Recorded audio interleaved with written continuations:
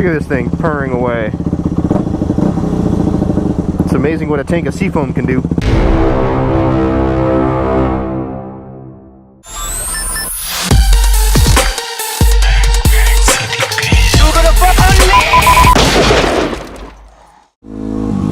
So I read an article the other day that really chapped my ass. I was browsing around on my Facebooks and I saw an article pop up from another friend of mine, and the article was titled 11 Reasons Why Leader Bikes Are Useless. Okay. So, you know, you may have seen a previous video of mine that sparked my interest. It definitely did.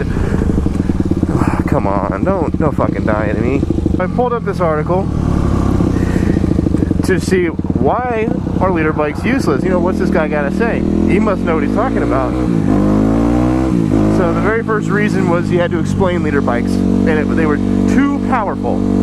He said leader bikes were too powerful. Now let me go ahead and tell you from experience, and as you know, I'm a pretty valid resource on this. I don't really claim to be valid on a lot of things, but this one, I'm riding a freaking 250 right now, and I own a R1. So I kind of have a good experience level here, and the R1 is not too much power. I'm going to straight up tell you right now, the R1 is not too much power. When you're riding around like a normal motorcycle, just riding around, it's very docile, just like this one. This one I got to push real hard because it's 250 cc's, and if I don't push it real hard, it fucking dies. So he continues to go on, and another one of the reasons was they get stolen. Well, no shit, Sherlock, every fucking bike gets stolen. Leader bikes do not get stolen more than a 600 or a 250. Any bike of value at some point will be stolen. That's just how it goes. Criminals don't go, oh man, let's go steal a bike. Ah, but that's just a 600, I don't want that. It's not how it works. They don't do that. The other reason was you're a target for cops. Cops will target you. No offense to any police officers out there, but if you're on patrol watching for people, you see a bike, you're not going to know the difference between a leader bike and a 250, especially nowadays. You can look at an R3 and know, oh man, he's hauling ass. Doesn't matter.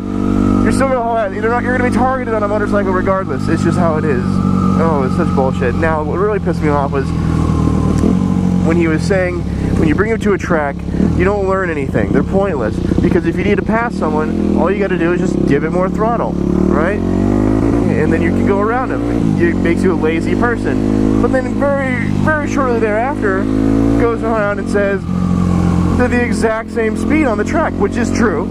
The 600 class and the leader class are very, very similar speeds around a track. The power doesn't make that much of a difference. You know, you can get all the physics of it and everything, but that's true. But he contradicts himself in the same article. This article is really pissing me off at this point. I'm like, what the fuck is wrong with this guy? And then the coup d'etat. Oh wow, that was a Hunter Honda crack. But he goes in and says the maintenance and the cost of ownership of a leader bike is way too much. And every single person who has watched my channel for at least a few videos can tell exactly why, just on my experience, why that is complete bullshit. Complete bullshit. So, granted, I have not had the leader bike for very long, but I can tell you with confidence that the maintenance cycles and maintenance intervals will be the exact same as my CBR 600. Exactly the same. Which, if those intervals on this 250 were the same, I'd be really freaking happy. Flat out. Flat out. I gotta change the oil every 5 hours on this bike. I gotta check the valves every like 10 hours. I gotta rebuild the top end anytime I fart on it.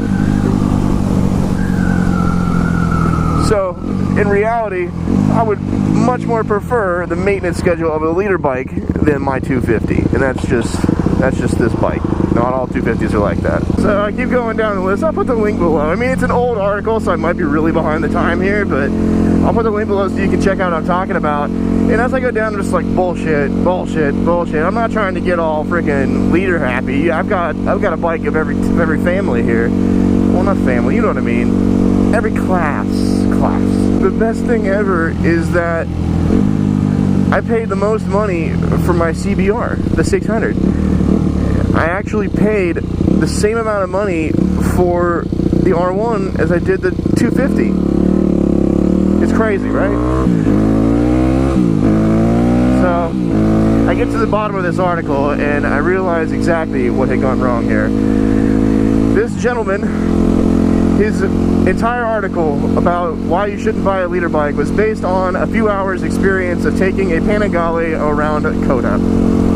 And that was it. And it was the shittiest part is that the website that published it is a very reputable website. It's not like some jankety BuzzFeed thing. It's a very reputable place.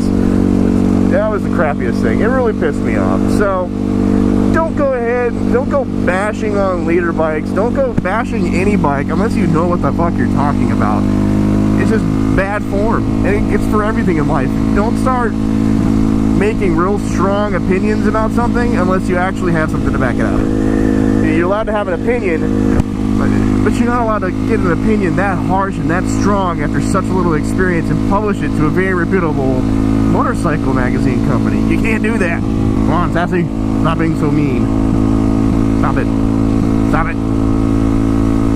Stop it. Bad Sassy. Stop it! No! Are you out of gas? What's wrong with you? You're just being a bitch.